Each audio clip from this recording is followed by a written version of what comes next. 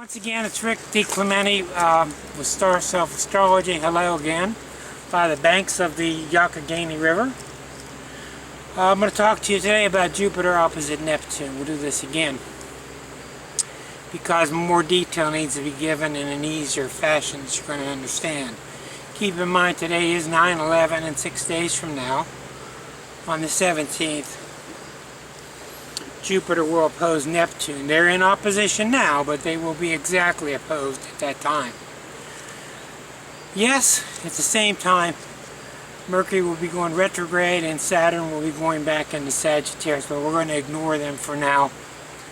Not because they aren't important, but they're relatively not nearly as strong as the giants, Jupiter and Neptune, when they come into opposition. To understand the opposition, you have to understand that about 6 years ago, Jupiter and Neptune were together. And it's taken a while while they move at their different speeds. It's taken a while. Now they're opposite each other. In about 7, 8 more years, they'll be in conjunction again. So the opposition that you're seeing now is direct answer to the Jupiter-Neptune, which happened about 5, 6 years ago. When those two planets aligned, that was a new spiritual promise. Conjunctions are promises. They're like new seeds being planted. Jupiter and Neptune are both very spiritual planets. Let me explain for a moment. Jupiter is more of a down-to-earth, social, expansive energy. Jupiter people are usually very happy, they're robust, they're cheerleaders, they're optimistic, they love to read, they love to travel, they don't understand limitations, they're very footloose and fancy-free. So they're not really spiritual in the sense of a universal, powerful force like Neptune. Neptune, on the other hand, is Neptune is the official ruler of Pisces, and these two planets get along very well. Let's imagine for a moment that Mars were opposite Saturn now, or today, or tomorrow, next week. Mars and Saturn are very strange bedfellows. They don't get along. Mars is about go, go, go, do it, energy, energy, apply it. Saturn is about stop, be cautious, think about it. So when those two planets are opposite each other, in the current day, or in the birth chart, these are conflicting energies. They can be different degrees depending on what sign they're in, of how conflicting they are. But you will generally have Mars impulses to go, Saturn impulses to stop. Mars-Saturn is known as the frustrating energies. They move quickly because Mars moves very fast. But in this case where we're looking at Jupiter and Neptune, these two are very much good bedfellows. Jupiter is about, let's do it, let's try it, let's be optimistic, let's open our arms, let's accept everybody. Very much what I call a Walt Disney kind of energy. Open your eyes up, open your mind up, be optimistic, look what we can do. Fireworks coming out of the castle. Very much, Jupiter is very much like Sagittarius, and IE is very much like the energy that you saw exuding from one Walt Disney. Neptune, on the other hand, is much more of a George Harrison kind of energy, a placid, passive energy. It's a very peaceful energy, very, very powerful, but doesn't want to be known for anything, doesn't want to stand out for anything. It's very quiet, it's very expansive. It is the Christ on the cross in the sense that it wants you to give up selfness so that you can merge with the one big self. So that's why ruler of Pisces, Neptune, in the sign of Pisces is very misunderstood. It is selflessness. It is, as I've written today, it is vulnerability so that you can become invulnerable. Why is that? Because Neptune encourages you to be vulnerable, i.e., to blend with everything with you. It's captured beautifully in the book by David Hawkins called Power versus Force, where so many of us humans have been so hung up on force, which means I'm going to force my way on you. I'm going to take your property. I'm going to take your women. I'm going to take your children. I'm going to take your resources. That's force. It doesn't work. It's gone on round and around and around for thousands of years, and one tribe always ups the other tribe, and it just goes on forever.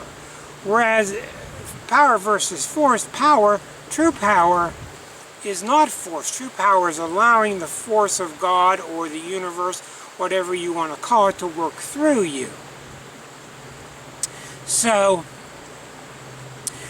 the discrepancy between power versus force is exactly what Neptune's all about. It's about yielding to become stronger. It's about becoming vulnerable to become invulnerable. So this is why you're seeing such conflict now, especially with religion, during these next few months, and some of the figures you see in the news. Because the people who've been hanging on tightly to old dogma are very threatened right now, and it's very understandable. They think that the New Age mindset is trying to take their power away. But as we've learned, especially by watching a river, and you can learn everything in the world by sitting and watching a river. Anything you want to know. Watch the water. Can't be stopped. Can't be suppressed. When we see how Neptune works, Neptune is about yielding to a higher power that comes through us. So it all comes down to the discrepancy of what we think we are. If we think we're individuals, separated from God and everything, then we're in for trouble. Then we have to become defensive, then we have to fight to defend our property, to defend ourselves, to defend our body, all these things. And when we see a higher realm, which is what Neptune is suggesting, we become more relaxed, and people in churches and people with old dogmas can be more relaxed and see that other churches and other religions and other philosophies are trying to say the same thing. Because of what are all the religions, the great religions of the world, saying? Whether it's from Krishna or Jesus or Muhammad or Buddha or whatever, they're all talking about yielding, turning the other cheek. Not turning the other cheek because it's the right thing to do. Turning the other cheek because you are one with the other person. This is no mystical riddle here. You are the other person. What you do to someone else, you do to yourself. What they do to you, they do to themselves. This is why what's going on with Jupiter and Neptune, you're seeing it everywhere throughout the international mindset. You're seeing the shift of mentality. You're seeing the really quick shift of us letting go of the old systems that don't work. No one's trying to trash one person's God or get rid of another person's God. We're all starting to see through the illusions that have been kept alive through ignorance and through translations. You all know what it's like when you try to tell a simple story around a campfire. You can't tell a story or a sentence to one person without, by the time it gets two people away, the story's totally distorted. So this is really a wonderful time and a wonderful message that we're all saying the same thing. And this is not the time to build a wall. This is a time to open the gates. This is not my opinion. This is obvious. A wall won't work. Separating to cause suffering won't work. It's only going to work when we open our arms, become vulnerable, become, as Jesus put it, lending a hand to those lesser off. And so much of what's happening in our country is a lot of people are saying, in their mindsets are saying, well, I've already given enough, I don't want to give any more, shut the door. That will not work. Because when you shut the door, you are shutting the door between you and the universe. You are shutting the door between you and your supply. Your supply, I've read somewhere, your supply, which comes from God or the universe, is not someone else's pocketbook. Your resources do not come to you from some rich God. Your resources come from the universe. God and Jesus and all the other books were not kidding when they said that whatever you need, you'll be supplied with it. Sit in the river. The water keeps coming. It keeps coming. It keeps flowing. It keeps flowing until you, through your own greed or misunderstanding, try to corral it. We're all the same. We all want to be loved. We all want to give love. And the Jupiter-Neptune time that we're seeing now is a confusing time, because on one hand it's about opening up, allowing more flow into your life, letting go of your own build-up blockages so that flow could come through you. And on the other hand, blocking things, stopping things, getting upset, getting angry, fighting. Those things we know don't work. This side did it, that side did it, they did it. Remember when they did it, remember when they did it. Look at the conflict with Israel and its neighbors. It's never going to stop as long as people keep remembering their past abuses. So the Jupiter-Neptune now is just another part of the seed that's unfolding, that was launched and birthed about 2009. And you can see it everywhere now. You can look on the web and you can see everybody's popping out a shingle to be a healer, to be a massage therapist, to be an energy healer, whatever. You're seeing Western medicine starting to drop its borders and starting to unite with a more holistic approach. So the danger of this transit is when Jupiter and Neptune are involved, things sometimes sound too easy and sometimes they are. This is very famous, this combination, for things falling in your lap easily. And you will see over the next week and the next month, things will be falling in your lap easily. Boy, I didn't even put out any effort. Look how easy that was. Sometimes it is too good to be true. Sometimes it is not realistic. So the battle with Jupiter-Neptune is not just battling to remove the blockages. It's also battling and making efforts to see that this really is grace descending upon me. This really is opening that's coming to me. Versus, I don't want to do the work. I don't want to deal with the real restrictions. I don't want to deal with the real limitations. I will see what I want to see. This is why the Jupiter opposite Neptune is known as the cult aspect. If my leader says it's good to jump off a cliff, I'll jump off with him. If he wants to hide behind a comma with his brand new Nikes on, I'll get some new Nikes and do the same. Well, we see how that worked out. So, on one sense, we need to open up. It's hard for us because we've been taught that everything comes from the left side of the brain, and it's what's accurate, and we've learned now through much study and through much experimentation and through just knowing that your answers don't come from you. They don't come from your logic. They come from your right side. You have a built intelligence inside of you that knows what it's doing. It is one with everything around you. It doesn't have time to think, and the thinking mind is what you are on the earth plane. Keep making connections, keep shaking hands, meeting people, put out your name, make phone calls, because this kind of Jupiter energy is very good for opportunity, etc. But the main thing about Jupiter-Neptune is don't be fooled. This is true.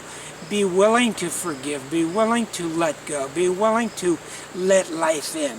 Because when you let life in is when it fills you. And when you fight it through making walls, remembering hatred, through fighting, through aggression, through friction, that's what you get. You get headaches, you get sore spots, life doesn't work. Meanwhile, we look back, the river keeps flowing. It just keeps flowing. This is why just about every wonderful poet there ever was sat by the water when they talked about it, because it's such a great teacher. It just keeps flowing, just like life does. Finally, I want to say something to you because it's very misunderstood. The difficulty with non-astrologers is that you are subject to so much magazines, daily newspapers, where they talk a lot about Venus and the Moon, the fast-moving planets, and all these planets are important. But what happens when you do that is you're left with the impression that these things happen on one day and the next day they're gone. They happen for 2 days, then they're gone. This is a massive time period. This is era changing. So don't be conned into, if you want to keep reading your horoscope, watch carefully the tone of the astrologer that wrote it. Some are good, some are bad. But what's more important is get the message what the big planets are doing. The big planets are era shifting. And right now Neptune is in the wonderful sign of Pisces, along with Chiron. And this is why we're getting such fabulous leadership out of the new Pope, who's breaking the rules, not because he's radical, but because he's seeing more and more truth. So, as you watch these big planets unfold, don't be alarmed at all if nothing happens to you on the 16th or 17th or 18th. That's not what this is about. It's like this camera I'm looking at. Zoom out. Look at your life bigger, through a bigger lens. Look and see that you're becoming more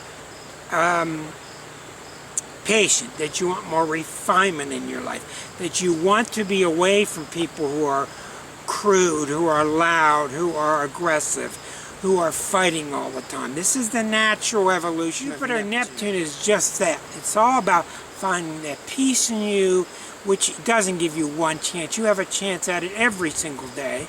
It's growing all the time. It's not going to give up on you if you don't download it like Windows 10.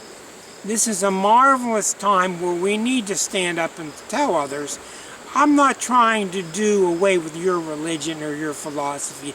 I'm trying to find what's in common with all of us. So we all work, and we all can work together. It's not a dream. It can be a dream if you let it, and you can be very deluded if you let it.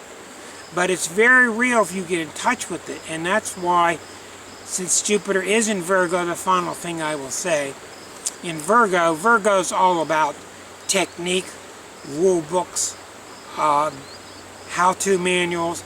So even though Neptune is powerful, Jupiter is in Virgo, so this is an excellent, opportune time for you to develop a spiritual platform, a series of exercises, whether it's yoga, whether it's breathing, whether it's dance, whether it's chanting, whether it's meditation. You're highly encouraged at this time, and do not take for granted when intuition starts speaking loudly to you, because it is speaking louder than usual. I wish you all the very best with this transit. I hope it helped you understand it better. I wish you all a very good day.